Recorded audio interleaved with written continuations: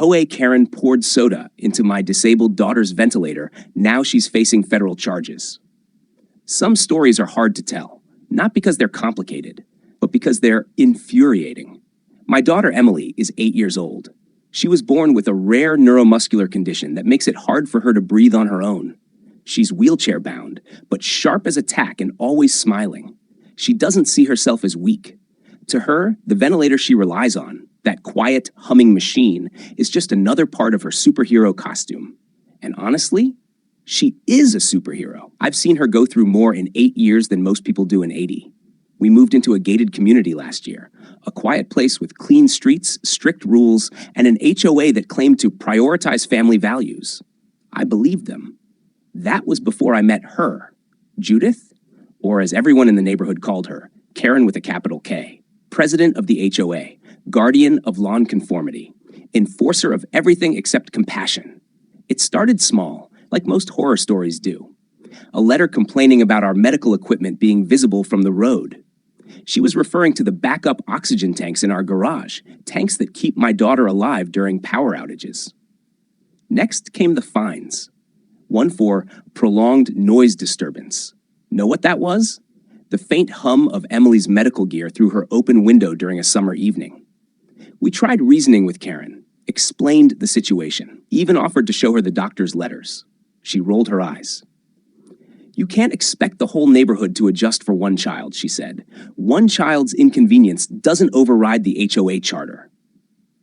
That's when I started documenting everything. Then, a month ago, came the incident that changed everything.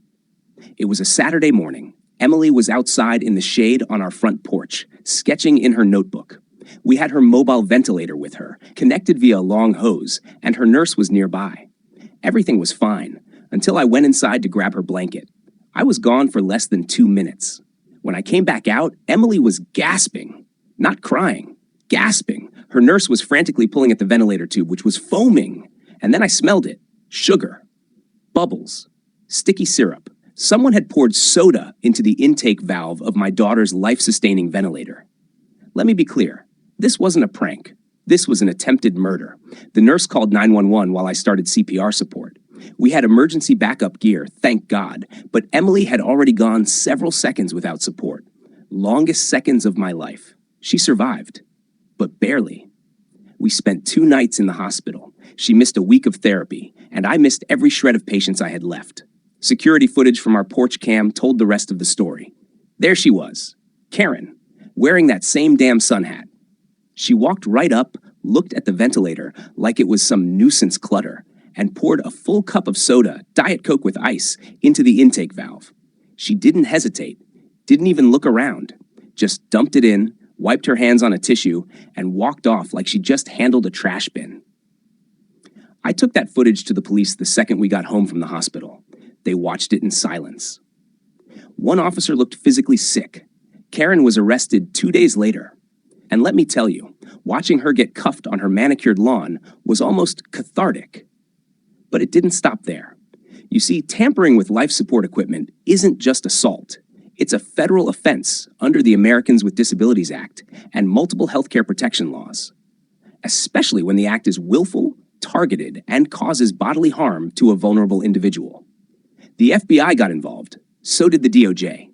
Karen was indicted on multiple counts: intentional disability harassment, tampering with medical equipment, reckless endangerment of a minor, federal civil rights violations. The media got wind of it too. The story spread fast. HOA president sabotages disabled child's ventilator. The headlines wrote themselves. Karen tried to spin it, claimed she thought it was an air conditioner, that she wasn't aware it was medical.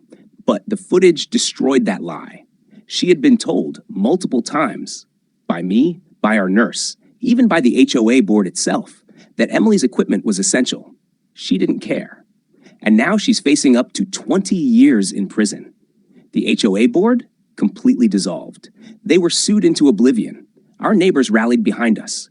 People who had once been silent started sharing their own stories of Karen stalking them, finding them, threatening to report unsightly kids for riding wheelchairs on the sidewalk. Turns out, my daughter wasn't the first target, but she was the last. Now, our street is quieter, kinder. No more fines, no more threats, And Emily, she's back on the porch. Same spot, same sketch pad, same big dreams. Except now, there's a small sign next to her chair, hand-drawn in crayon. It says, "Superheroes breathe here."